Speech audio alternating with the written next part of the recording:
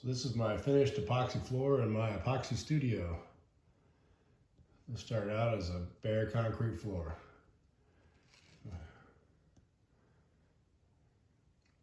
If you want to see how I change it from bare concrete to this, keep watching. So the biggest issue when you're doing an epoxy floor is you want to have good prep. And what I've done, you can see all these little marks on the floors. I took a concrete grinding cup on my 4-inch grinder and basically ground the whole top of the floor.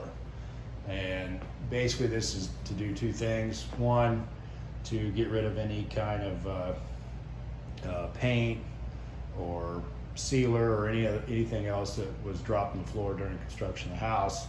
And the other big thing is that way it'll create a mechanical bond between the concrete and the epoxy. So normally when you're doing epoxy, it's really important that your surface underneath have the ability for the epoxy to bind to it.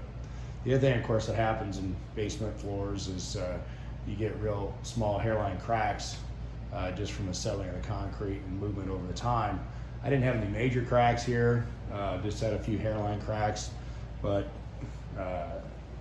you want to fill those because if you don't, you can see them through the epoxy sometimes.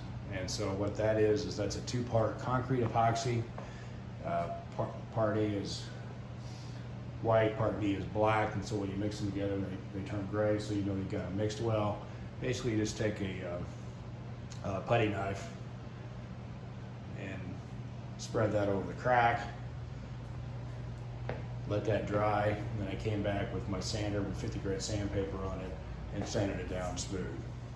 So that took care of that. There's another one right over there. The other thing I've done is, because I've got these built-in cabinets, I put a bead of silicone across the bottom of them, so that way you don't have to worry about the epoxy trying to get up underneath the cabinet, and it won't have a problem with the walls because they're sealed down. So that's the floor. It's all prepped, ready to go. So that's my flooring epoxy. I use Stone Coat. Flooring epoxy does really well. So I've got 4.5 gallons there. Flooring epoxy, unlike the countertop epoxy, is a 2-to-1 mix by volume instead of a 1-to-1 like the countertop. So I've got 4.5 gallons. When you're doing an epoxy floor on concrete, first thing you have to do is put down what's called a seal coat. And so I'm going to use, that's what I'm getting ready to do here in a few minutes, is mix up a little bit of epoxy. And I'll use that brush there and basically go around the perimeter and just brush that on, so that way when I'm rolling it out, I don't have to worry about hitting the baseboards or the built-ins.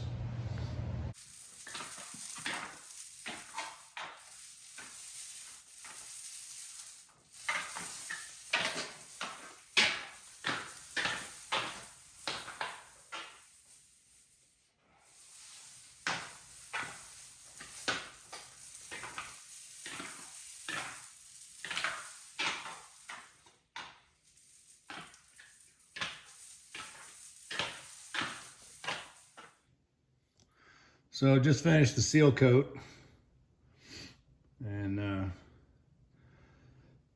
it's the black metallic, and this is a really thin coat. Really, again, all this is just to seal the concrete, so that any air that's in the concrete will come up and get trapped in this seal coat, and then that way when I come back tomorrow and do the actual color coat, I won't have to worry about air bubbles. So if you look real close right there, you can't see some really fine air bubbles, and that's just air that's trapped in the concrete coming up in it. Most of those will dissipate wet as it dries tonight. And again, you can still see where I patched the stress cracks in the concrete because this coat's really thin. Once I do the actual color coat on top of this after this dries, you shouldn't be able to see any of those.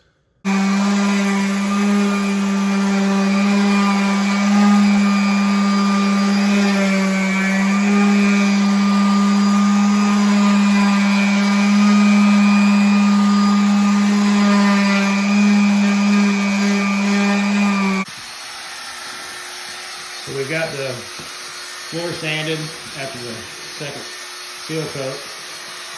And vacuumed it, and then used this wet mop with some alcohol to wipe up any fine dust. So this is our color coat, which is silver metallic. We're using a total of 4.5 gallons on this floor. It's 235 square feet, so it's about 2.5 ounces per square foot. So it's my buddy Dom, he's helping me out with this. So right now, we mixed we already pre-mixed the color coat, the metallic, into the resin. And again, it's a 2-to-1 resin to hardener for the full epoxy. So right now, we put the hardener in there, and you can see it sitting on top of that bucket right there. So now he's just mixing it all together. As soon as we get it mixed, good. Yeah, that's perfect. Just like that. Just a little bit around. Yep, just like that. Just keep going. Keep going. Perfect. Yeah, a little extra. There you go. Keep going. Keep going. Pour a little bit in there to get your perimeter. All right. All right. Yeah, that's fine. Just leave it. Let the bucket sit in the middle for now. I need to put some back. Okay. All right.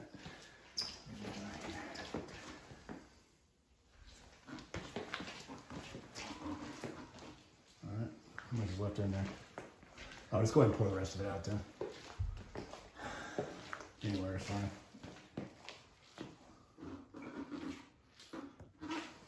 All right, and tilt the bucket. Just set the bucket like right there. So there you go. Right up to the edge, and then drag it to you. Perfect.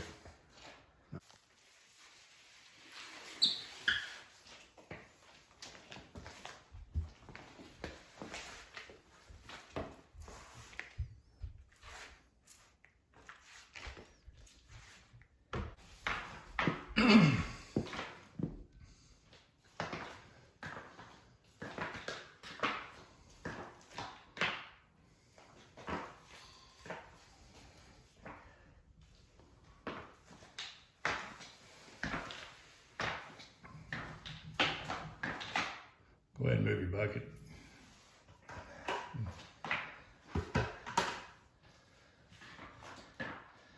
That is some pretty stuff. Yeah, yeah. Just take your time. You're not in any hurry. No problem. We're good. We got another 50 minutes to work with this. It's only been like 10 minutes.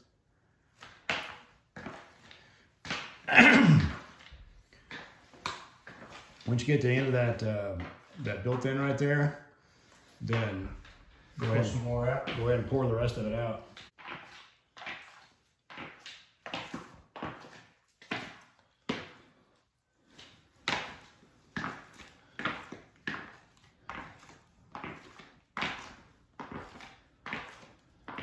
And once you get it all, just lay the bucket down.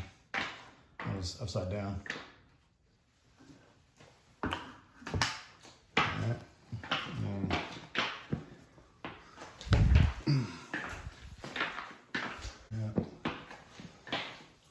It's fun, huh?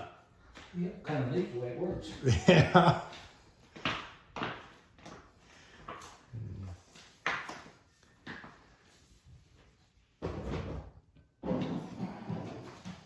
Look how pretty that's laying out in there. Oh, that's beautiful. Yeah. So you just got to get it all covered, and then once you get it all covered, it'll level itself. We got some more to pour too. We got another 6 quarts of effects.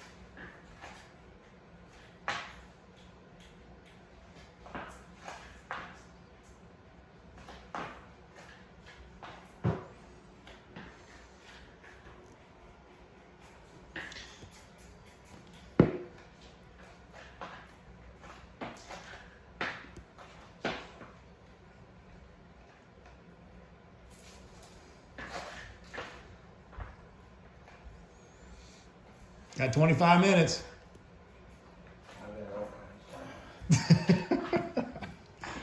I'm just messing with you.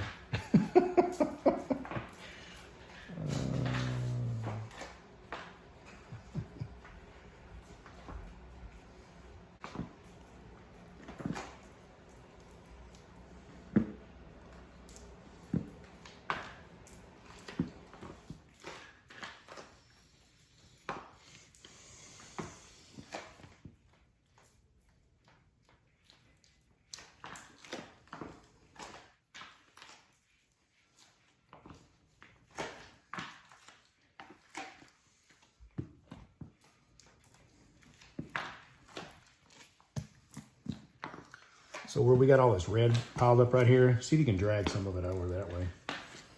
Like push it. Yeah, there you go. There you go. Right, you're right on the edge of the carpet.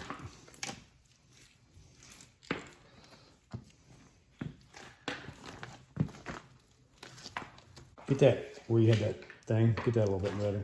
Right there. Yeah, a little more. Big swirls. Yeah, big swirls. There you go. Sweet. Sweet. All right. Maybe right here in the middle where those lines there are pretty sharp. Right here. What? Right there. That little area there. Kind of swirl out a little bit more. There you go. Just kind of thin that out a little bit. There you go. That looks good. All right. You see anything where you see any like distinct lines or anything? I think it's pretty good.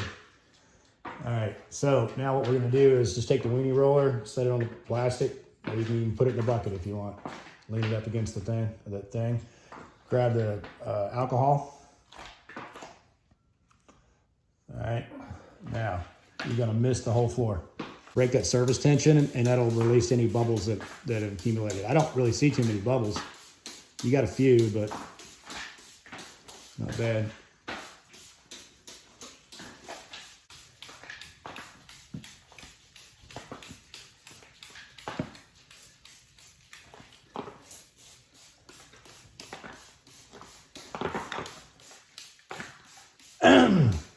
Just turn around and get this.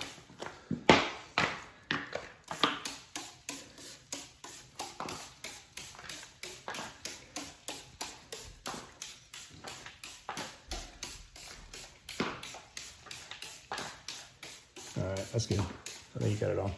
Okay, set that on the table.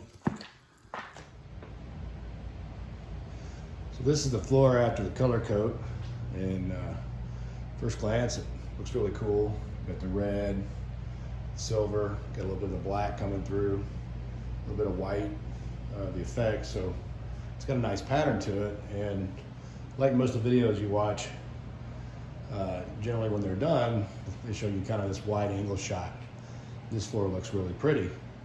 However, what they don't generally show you is that one of the things about doing epoxy floor is it's almost impossible to keep garbage out of it. In this particular room, I've got the vents turned off. The vents are sealed with press and seal. The return airflow is sealed. The fan's off. Everything's been wiped down, dusted, vacuumed. But still, if you look real close, you can see little bits of junk, particles there. Then the other thing that happens is that's where there's a bubble, and I've already sanded it because I'm getting ready to fix it. But you have bubbles, and then this is one of the things that is a real issue. And what that is, that's where that was a sticky spot. Here's another example of that. This one's not as bad. And what a sticky spot is basically unmixed epoxy. And where these two particular spots are is my friend was helping me. And when we did the color effects, the white and the red on top of the silver, apparently he didn't mix the epoxy up good enough. So after he poured it out, what's left on the side of the bucket, there was some unmixed epoxy. And there is where he turned it upside down. And so that unmixed epoxy got onto the floor, and it, no matter what you do, it won't cure. And so what I had to do was basically scrape up the using a razor knife, scrape up the uncured epoxy. And now I'm going to use some quick coat epoxy, which sets up in about 15 minutes, will dry in about 6 hours to actually fill these. There's a couple other spots. There's one there, same thing, just bubbles, big bubbles that came through. There's another one there. So the way you finally get this floor where it looks really nice and you don't have all these issues is after you do your color coat. I'm going to fix these few spots, let them dry, and then I'm going to come back with a top coat. And a top coat is a really thin, basically a roll-on type epoxy that sets up in about 15 minutes, so you don't have to worry about debris getting into it during the curing process. Because these floors takes about 24 hours to cure, so that's a long time for debris that's just circulating in the air in the house. Because unfortunately in a house, you'd have to have some kind of negative airflow system set up to completely suck everything out. So to get a really nice, durable finish and to fix all these problems, you roll on a top coat. And so what I'll do is after this little few areas I'm going to fix dries, I'll come back, orbital sander with 220 grit sandpaper, lightly sand the whole surface, get rid of any of these little imperfections, crap that got in it, and get it all nice and smooth, and then I'll roll out that top coat, and once that dries, should be a nice finished floor.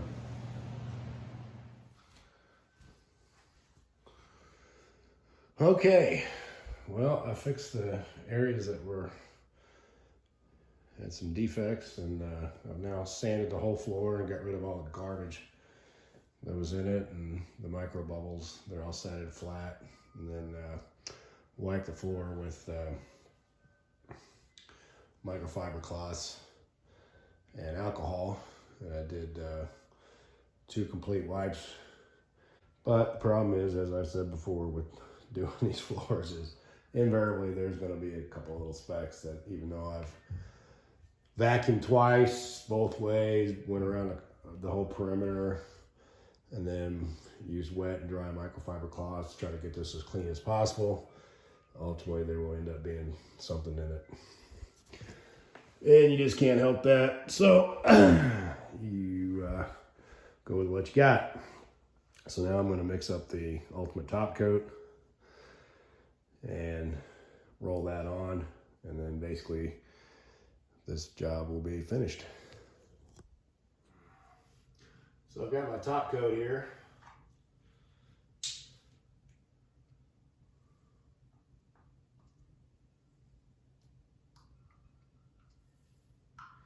This is mixed at a 2-to-1 ratio. So I'm going to pour part B in first.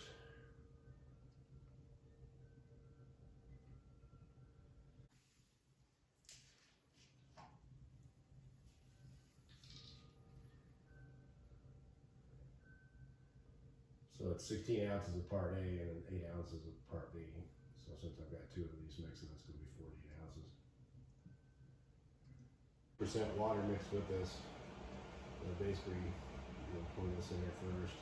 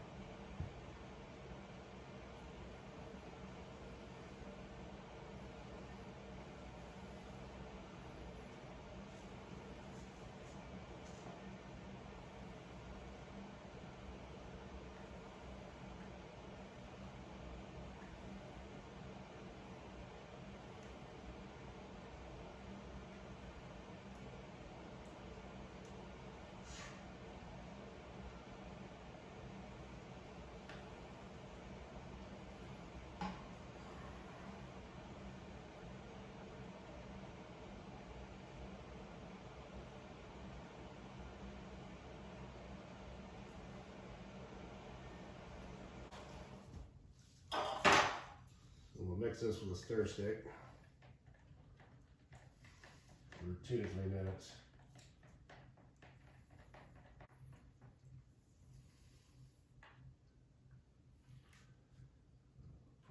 out in here.